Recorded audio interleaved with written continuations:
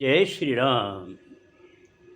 रामायण सिंधी शायरी में व्याख्या हिंदी में पृष्ठ 64 अयोध्या कांड। इसके पहले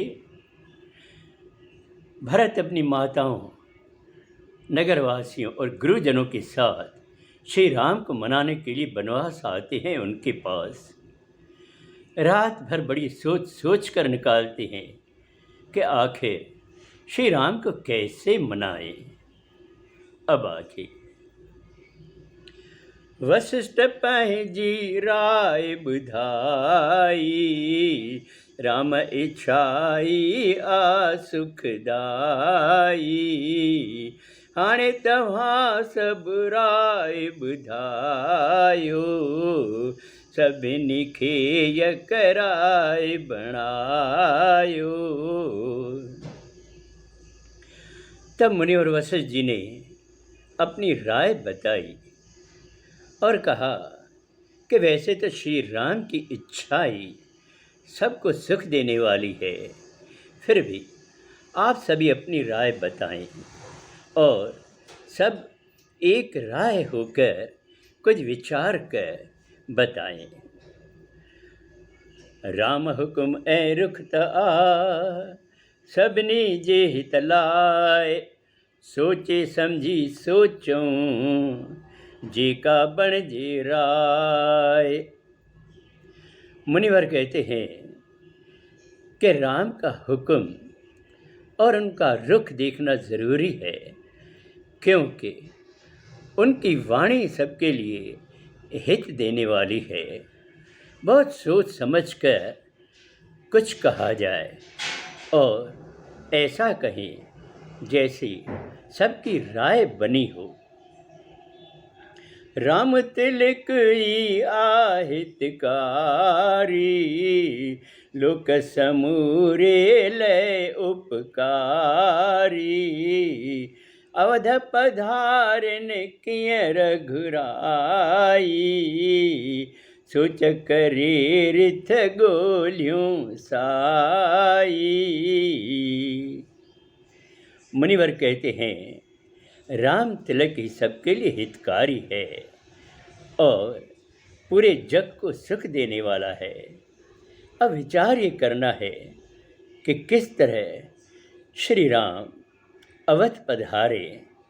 सोच समझकर कोई ऐसी राय ढूंढें। मुनिवर सब खां राय पुछे थो, परमार्थ हित नीत चवे थो।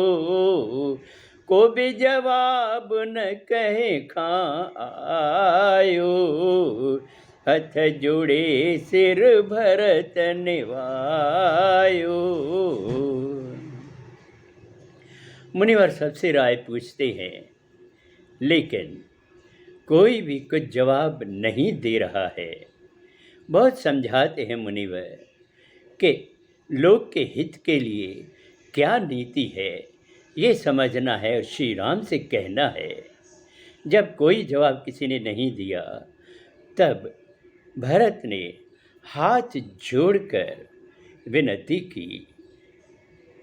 मुनिवर ज्ञानी ध्यानी आयो, को बे असां खां जाणण चाहियो। भरत सिद्धिक जी ॻाल्हि कईया, वशिष्ठ पंहिंजी राय चईया। भरत ने कहा, हे मुनिवर, आप तो ज्ञानी हैं, सब जानते हैं, फिर भी हमारी राय जानना चाहते हैं। आप खुद निर्णय कर सकते हैं। भरत की श्रद्धा भरी विनती सुनकर मुनि वशिष्ठ ने कहा कि भरत सही कह रहा है। अब मुनिवर ने अपनी राय बताई। शत्रुघ्न भरत विभावर बेई, वञन हली खुश थी बन ॾेई।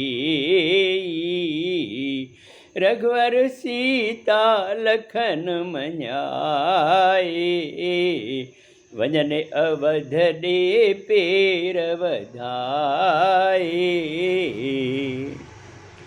मुनिवर ने कहा कि शत्रुघ्न और भरत दोनों भाई वनवास चले जाएं और खुशी खुशी से जाएं, और रघुवर श्री राम, सीता और लक्ष्मण को मनाया जाए कि वे अवधपुरी लौट कर चले। अब आगे अगले सोमवार को। जय श्री राम।